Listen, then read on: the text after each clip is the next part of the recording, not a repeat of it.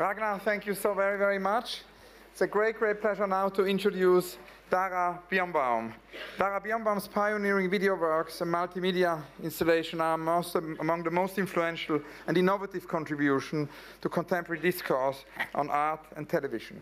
Her work over the last many decades actually has influenced so many artists, and I always remember when our conversation started more than 20 years ago. At that time it was not at all normal to see museum video installations, multi-screen installation. Dara pioneered this and was among the very, very first artists to show her work in major international museums, not in the video section, but really in the main spaces.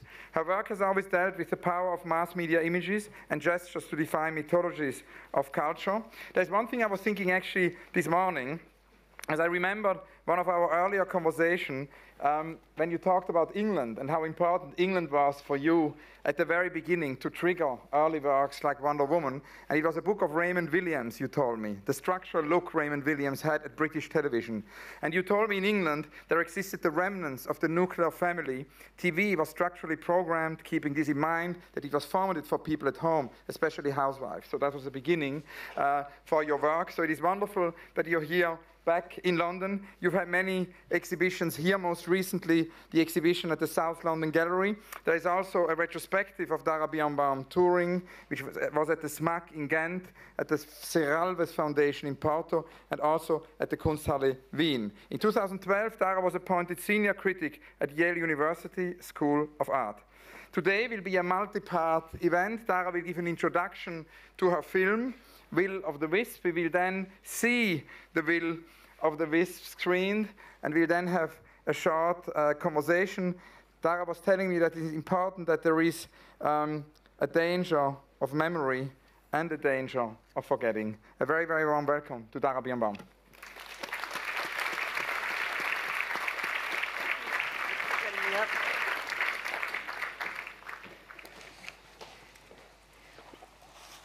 When I was first asked here to talk about memory, I thought I'm a child of the 60s in the United States, that I'm all about be here now, like Baba Ram Dass, and there's no reason for me to be talking about memory.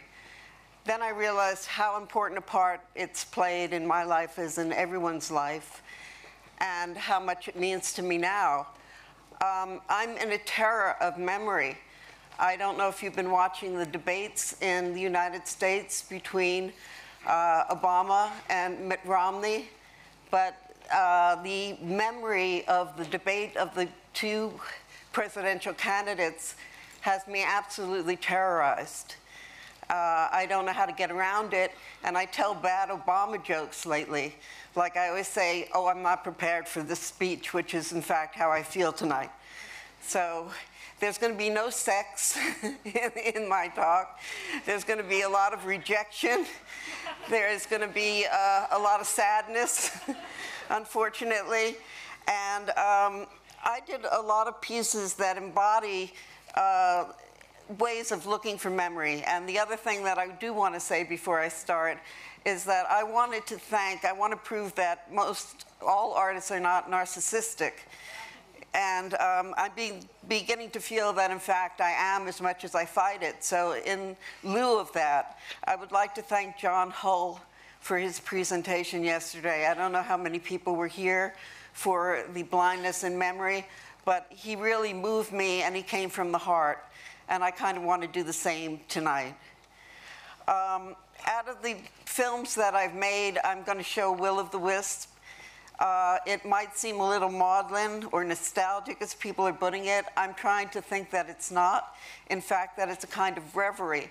I've been trying to go over to reverie, which kind of rhymes with memory a little bit more, because reverie has a more pleasant tone to it, an event. So in 1983 to 87, I composed the Damnation of Faust trilogy, a retelling of the Faust mythology. The central part of the trilogy concentrates on Gertrude, or the Marguerite character. She's in love, but she's abandoned. She's lost her ability to have her affair much unlike the person who just presented before me, who had a lot of affairs. That was very good. The second part of the trilogy, she tells her story of love gone awry. And I'd like to show the piece now and then talk about it and talk with Hans Ulrich about it. It's Will-o'-the-Wisp.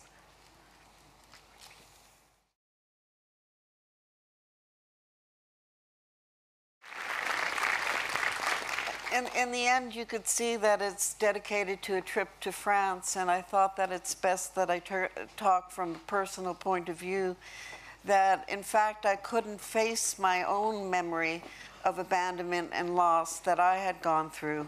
And so I had to ask another woman, a friend who had also gone through a bad relationship, to speak about her bad relationship. And that's how the film was made, to fill in for the Marguerite role, who in the Faust legend also is abandoned and eventually unable to even save herself, her child, her mother, etc. But here I try to find a more contemplative woman, and that's the reason I kind of call this a reverie a little bit more than about memory. I was going to talk with you about it a bit, or I can go on and read. No, we can. I think it's nice that you continue to read a little bit, and then I'll have a question. But we should definitely not interrupt your flow. Okay. I'm going to analyze this, even though I've learned from two people before me that analysis of one's own films is perhaps dangerous. The woman in these images from the second part of Damnation of Faust trilogy is, in my opinion, in a state of wistful memory. Or is she actually in a state of reverie? Certainly her state of being wistful, in the sense of being deep in thought, in sad thought, especially the type of thought where one yearns for something lost, is itself expressing a sad yearning. Whereas in reverie, usually the sense of daydream would be more pleasant. But perhaps reverie can take on a type of contemplation that is beyond sheer memorization of the past. Her tone throughout the meditation on her past affair is somber. There's a sense of longing. There's even a sweetness to it. She utilizes memoric devices to bring a past state into a present sense of understanding. Here, she's able to contemplate her memories from a stronger position than simple reflection.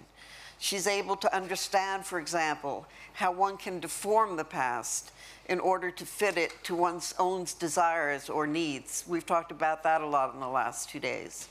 Those desires and needs are usually part of a present tense.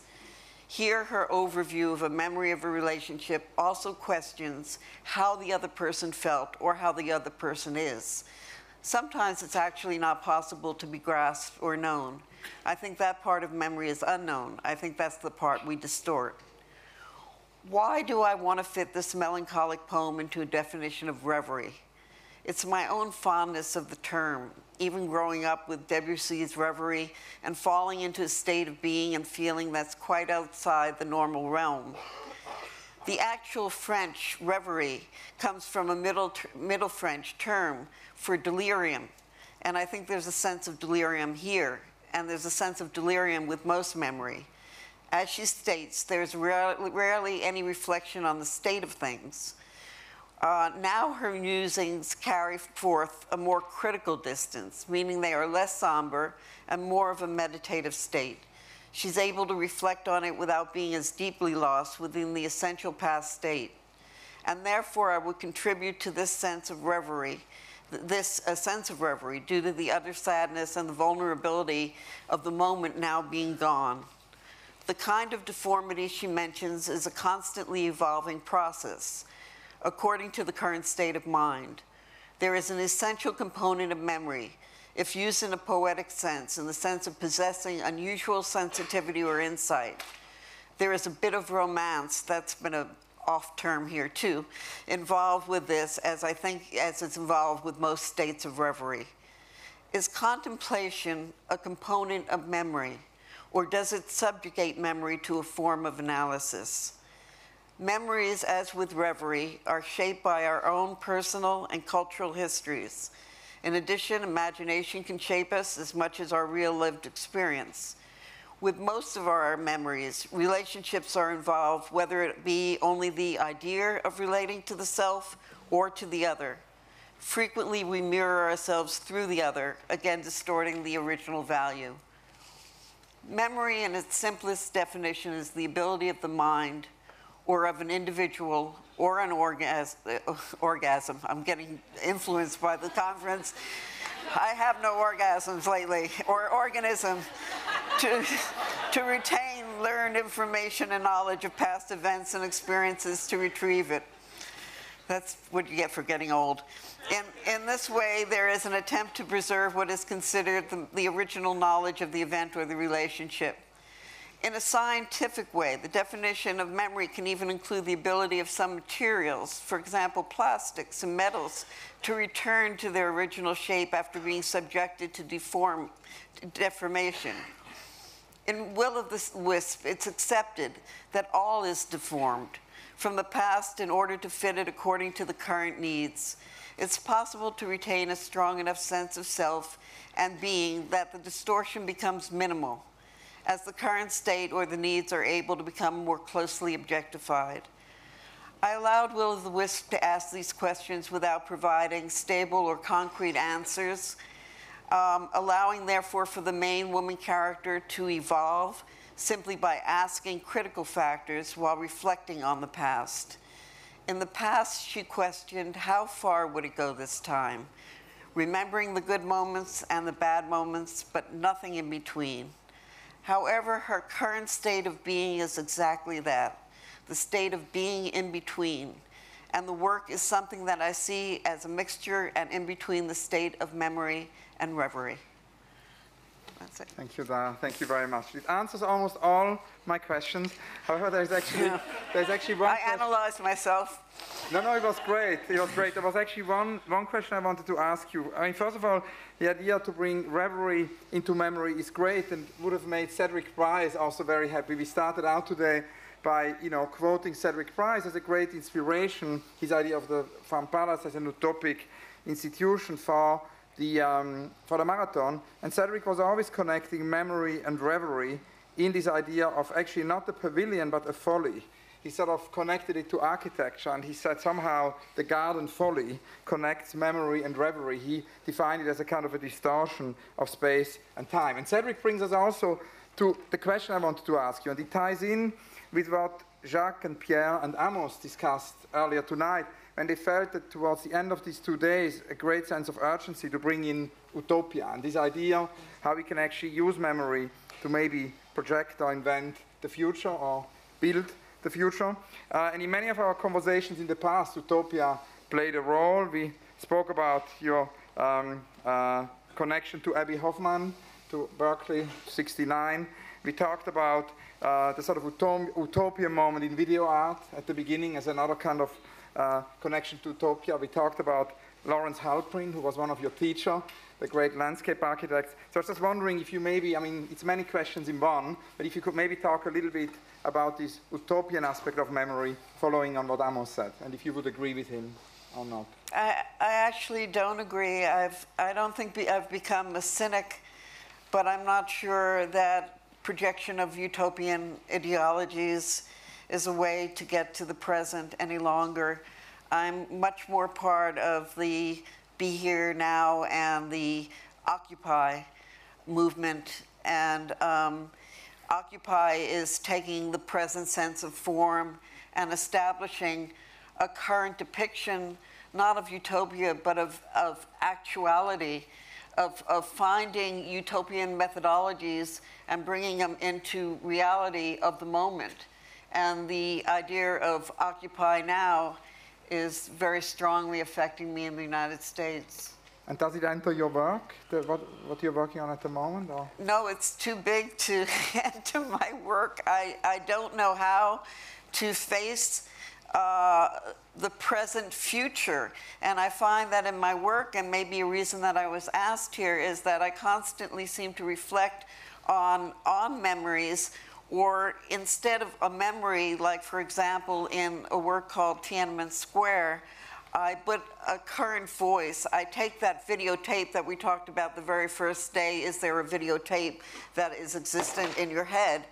And work with that. So, for example, when CNN and CBS were taken off air during Tiananmen Square, very important historical moment in history. For when you could no longer satellite project an event like that, the enormous event, and had to sneak in small cameras and fax machines and everything. All of a sudden in the work, I found that it was important to take the actual footage of the event and place it out into the installation so that they can constantly repeat a present tense and not project forward into a utopian sense. Dara, thank you so very, very much. Thanks a lot. Okay. Thank you.